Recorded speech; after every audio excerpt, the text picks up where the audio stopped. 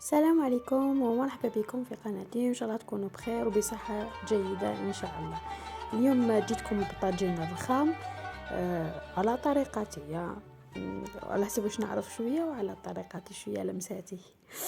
واش جبت لهنا الطاجين، حطيت فيه البصل مرحي، درت شوية تاع اللحم، ودرت الحميصة، وبديت نتبل لهنايا. درت زيت، شوية جامبو، الزنجبيل وفلفل كحل وشنو تاني، هذا ما كان، فلفل كحل وزنجبيل، ودرتهم فوق النار يتقلاو.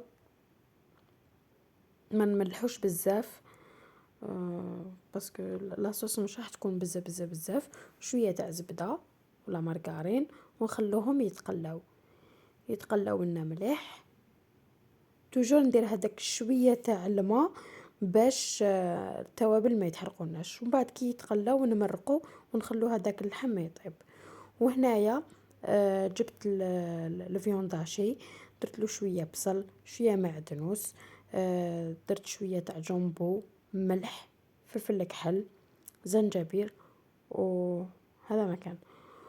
ونديرو شويه تاع البيض، ما نديروش حبه كامله، نضربو هذيك تاع الحبه تاع البيض ونديرو غير بشويه. وهنايا ترجع لك على حسب الكونتيتي تاع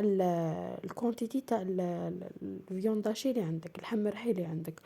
وما ننساوش شويه كمون.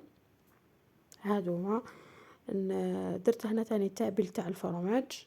هذا التابل تاع الفرماج بزاف بنين هايل، عنده ريحه شابه وقو تاني بزاف شباب. تما كي نديرو ما من الملح ما كترش من بزاف باسكو شويه يبان لي مالح شويه. وبعد نخلط كامل هذا الخليط، نحكم في الكف تاع يدي، ندير هذيك الكفته وندير الحبه تاع البيض اللي نكونوا غليناها، ونبدا نلمد عليها هذا الكفته، ندور عليها كامل ونزيرها مليح باش ما تتفتحليش. فوالا حتى نكمل الكونتيتي تاع الكفته اللي عندي. هكذا نزيرها مليح بين يديا ونحطهم كامل هكذا. هنا على حسب الكونتيتي اللي راكي نتيا راح ديريها.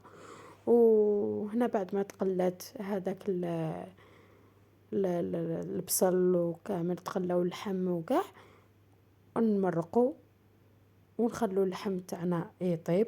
بعد ما يطيب اللحم نحطو هذاك، هنا كان طاب اللحم باسكو لازم اللحم هو يطيب الاولاني باش نديرو الكفته هذه. ما تديش بزاف في الطياب. هنا نمرقو على حسب باش يطيب لنا. نجوبوهم نستفوهم. ما حبيتش ندير انا في مرميطه كبيره، حبيت نطيب في هذا الطاجين على بالي بلي ضيق، بصح كنت باش نقدم فيه باش من بعد كي نكوبيهم يجيني مليح. فعلا هنايا نستفهم كامل ونخليهم يطيبوا. بعد ما طابوا نحيتهم، صفيتهم من المرقه، حطيتهم في جهه، خليتهم بردوا شويه. وهنا هذيك لاصوص تاعنا درت لها شويه تاع الكريم فريش. انا كيما حبيتي ديريها، حبيتي تخليها هنا كيما راهي. انا حبيتها باش تجيني شويه بيضه. جبت هنايا مقله، درت فيها شويه زبده شويه تاع زيت، ودرتهم يتحمروا لي هذوما لي بولات تاع الكفته هذه.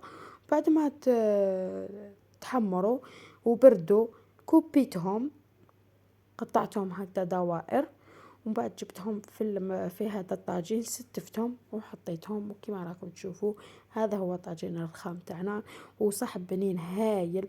ان شاء الله يكون عجبكم، وان شاء الله في فيديو اخر وفي وصفة اخرى ان شاء الله.